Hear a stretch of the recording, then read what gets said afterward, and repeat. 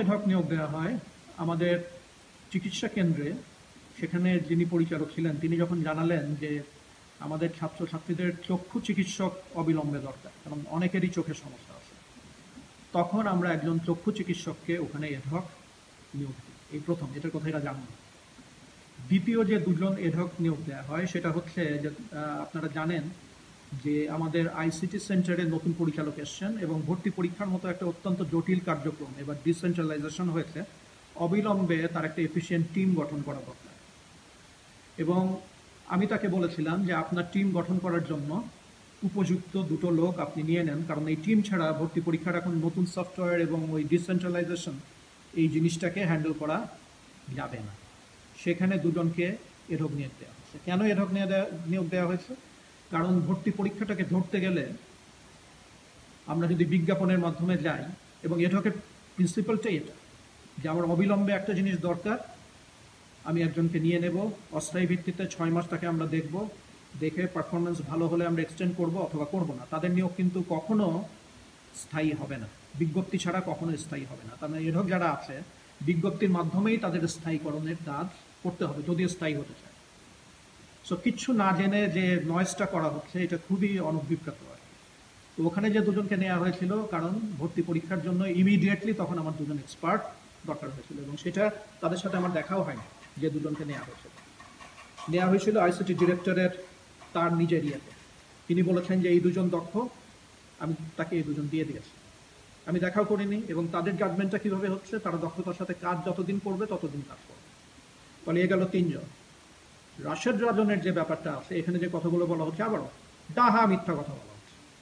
সমন্বয়ক বলে তাকে নেওয়া হয়, অনেকের সাথেই আমার অনেকভাবে ইন্টারাকশন হয়, এবং সেখানে কমিউনিকেশন এবং ক্লিয়ার থিঙ্কিং এই জিনিসটা তো নাই বলেই আজকে এই প্রশ্নগুলো আসছে। ক্লিয়ার থিঙ্কিং হলো স্বচ্ছ চিন্তা করার ক্ষমতা, পরিস্থিতি বোঝার ক্ষমতা, এগুলো হচ্ছে কমিউনিকেট করার ক্ষমতা, এগুলো হচ্ছে গুণ। এবং আমরা ফিল করেছি যে রাজশাহী বিশ্ববিদ্যালয়ের অনেক অ্যাচিভমেন্ট আছে, অনেক ধরনের কর্মকাণ্ড আমরা করি, তো প্রচার এবং প্রসারের দিকে রাজশাহী বিশ্ববিদ্যালয় দুর্বল। এবং আমি এমন একজনকে পিক করতে চেয়েছি যে এই জায়গাটাকে দেখতে পারবে। হ্যাঁ, আরও 20 জন থাকতে পারে, কিন্তু আমি ইমিডিয়েটলি একজনকে পিক করার চেষ্টা করেছি, এবং এই ছেলেটিকে আমার যোগ্য বলে মনে হচ্ছে। এখন কথা হলো যে এই ছেলেটি গতকালকে জয়েন করেছে, যোগ্য না অযোগ্য এটা সে নিজে এখন প্রমাণ করবে। সে যদি প্রমাণ করতে পারে যে সে যোগ্য, তাহলে হি উইল স্টে। সে যদি তার কাজ ঠিক মতো না করতে পারে, হি উইল নট স্টে। উত্তেজনার কারণটা কি? আমি প্রশ্ন রাখতে চাই, এটা নিয়ে উত্তেজনার কারণটা কি? কোথাও কোনো নিয়মের ব্যত্যয় হয়নি, এবং সম্পূর্ণ আমাদের কনস্টিটিউশন যেটা, আমাদের যেটা অর্ডিন্যান্স, সেই অর্ডিন্যান্স এটা করার সুযোগ আছে। এই মুহূর্তে বিশ্ববিদ্যালয়ে হয়তো 200 এডহক আছে।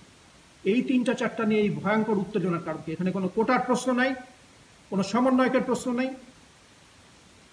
আমরা তাদেরকে একটা দায়িত্ব দিয়েছি, দায়িত্ব পালন করতে পারলে আমরা ঠিক কাজ করেছি, দায়িত্ব পালন না করতে পারলে আমাদের কাজ ঠিক হয়। End of the story. আর কি আছে প্রশ্ন? আমি যেটা বলবো ক্যাটাগরিক্যালি সেটাই তোমাদের রিপ্রডিউস করতে হবে, সবার জানা দরকার।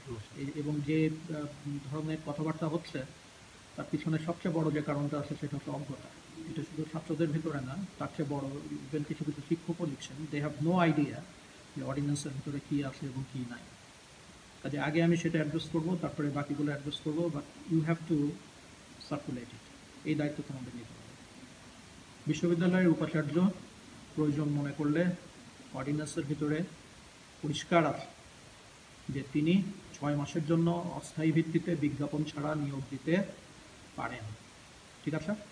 কাজেই এই নিয়োগের বৈধতা নিয়ে যারা প্রশ্ন করছে তারা হয় লেখাপড়া জানে না, অথবা না জেনে তারা কথাবার্তা বলছে। বৈধতা নিয়ে কোনো প্রশ্ন নাই, 1 নম্বর।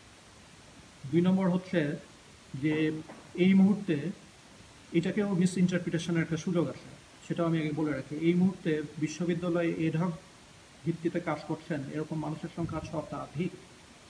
100-র বেশি মানুষ বা 200-র বেশি মানুষ এই মুহূর্তে বিশ্ববিদ্যালয়ে এডহক ভিত্তিতে কাজ করছেন, এবং এইটা একেবারেই একটা রুটিন ব্যাপার।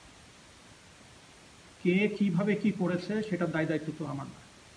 আমি যে সময়টায় আছি এই 6 মাসে স্বচ্ছতার বাইরে কোনোভাবে কাউকে এডহক নিয়োগ দেওয়া হয়নি, এবং এই এডহক নিয়োগ দেওয়ার যে সংখ্যাটা বলা হচ্ছে এই সংখ্যাটাও এরা জানে না।